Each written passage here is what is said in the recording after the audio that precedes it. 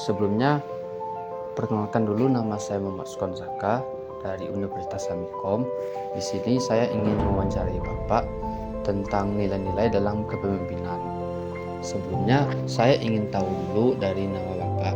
Untuk nama Bapak siapa ya, Pak?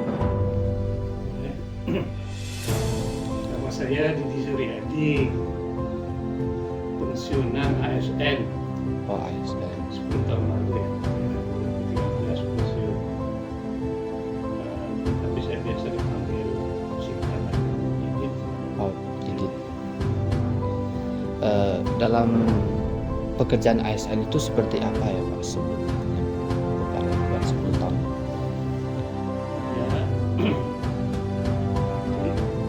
intinya itu pemerintahan ya. Hal ini kalau saya di pemerintahan daerah, jadi fungsi tugas yang melayani masyarakat di daerah, keperluan kepentingan atau masalah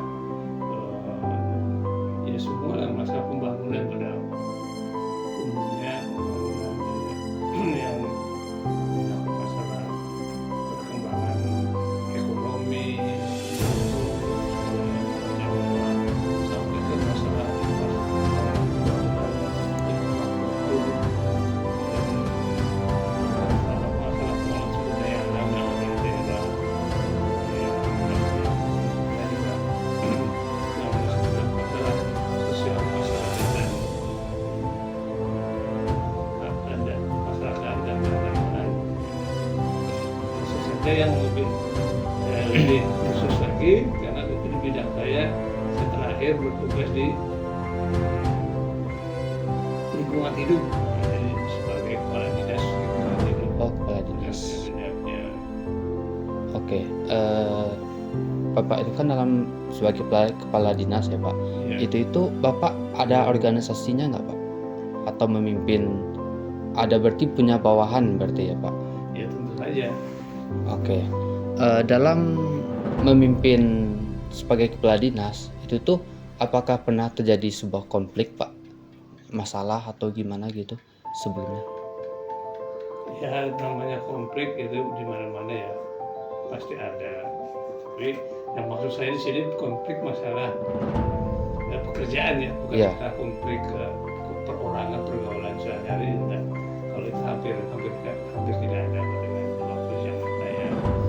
Ya dalam hal ini ya konflik masalah misalnya ketidaktahuan atau ketidakpahaman dari klien kita ya, Iya. perusahaan akan menangani banyak perusahaan pengelolaan sumber daya alam, kehutanan, pertambangan, perkebunan dan lain-lain. Nah, itu ya kadang-kadang ya dalam hal ini konflik itu ketidaktahuan biasanya atau ketidakpahaman pengawasan pembinaan. Nah itu aja paling itu pun kita bisa koordinasi. Oke, Pak. dengan baik.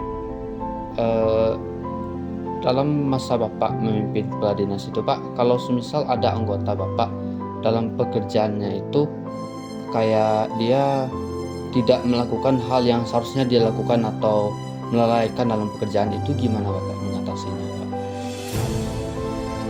Ya alhamdulillah zaman saya kan hampir tidak ada ya. Jadi ya paling kadang saya tidak bilang saya sukses atau berhasil, tapi yang tidak tahunya karena dalam pengelolaan apa di dinas kantor ini kan dengan fungsi tugasnya itu kan sudah terbagi habis. Sana ada banyak bidang-bidang, nanti di bidang-bidang ada lagi ada sub-sub bidang proteksi terbagi habis. Dan tentu saja ya ada masalah yang misalnya yang menyangkut masalah kemampuan, kadang-kadang ya kemampuan yang ini, kadang juga ada juga masalah mental ya, mental misalnya ada aja. Tapi itu pun kalau kita lebih bijaksana, kita lebih, kalau saya tuh lebih mengatasinya lebih atasannya yang lebih atas lagi itu bisa menghandle menutup kekurangan yang ada staf yang kurang kurang, katakanlah kemampuannya yang kurang. Mungkin misalnya staf itu punya baru ditempatkan di situ, nah itu kalau itu semua bisa teratasi. Oh, oke Pak. Selanjutnya saya ingin tanya juga, dalam Bapak memimpin itu Pak, apa pelajaran yang bisa Bapak ambil selama Bapak dalam memimpin sebagai kepala dinas itu Pak? Kalau saya waktu itu saya tekankan hanya keteladanan aja, saya berikan disiplin, keteladanan. Dengan demikian kita mencari pengaruh atau wibawa yang terhadap bawahan atau keatasannya gitu. Mereka punya, ya kalau bahasa sekarang itu punya pengaruh yang kuat. Ya, dengan demikian kita bisa lebih nyaman membimbingnya, menyelesaikan.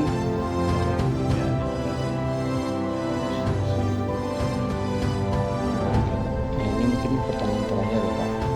Apa menurut Bapak ya Pak, dari sisi Bapak, untuk seusia saya, remaja saya sebagai mahasiswa ini Pak, apa pesan Bapak untuk seorang mahasiswa jika tidak ingin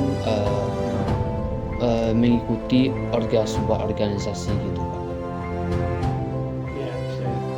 Ya memang saya pun setelah mengalami setelah bekerja, baru sadar juga bahwasanya berorganisasi pada saat kita muda atau pada saat menuntut kuliah itu sangat perlu, karena kita di sana banyak belajar, bertemu dengan macam-macam orang ya, macam karakter, sifat. Nanti kan kita juga suatu saat akan ketemu dalam pekerjaan kita, pasti akan bertemu yang seperti itu. Kemudian juga kalau kita pernah berorganisasi, misalnya satu kepanitiaan kecil aja di kampung, kita sudah dipahami tentang masalah manajemen pekerjaan, manajemen waktu, manajemen pekerjaan, karena kita saat muda itu biasanya idealis. Kemudian juga kita disiplin, bagaimana pekerjaannya sudah harus selesai pada waktunya gitu, dan pekerjaan harus berhasil dan bagus. Itu sudah di dalam organisasi kecil itu kita sudah dengan tanpa terasa sebenarnya kita sudah belajar itu, dan belajar tempat. Nanti pada saatnya kita bekerja di aplikasi dan di masyarakat, itu insya Allah lebih mudah, lebih gampang. Oh ini caranya memanage orang ya, khususnya memanage orang, memanage pekerjaan. Misalnya kamu bekerja ini, kamu ini, bagaimana ngontrolnya, bagaimana mengawasinya, bagaimana mengkoordinasikannya.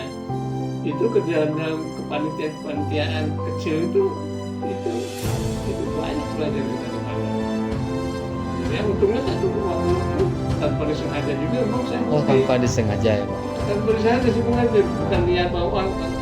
Ya walaupun ada dengan organisasi di masa di zaman waktu itu bagus katanya.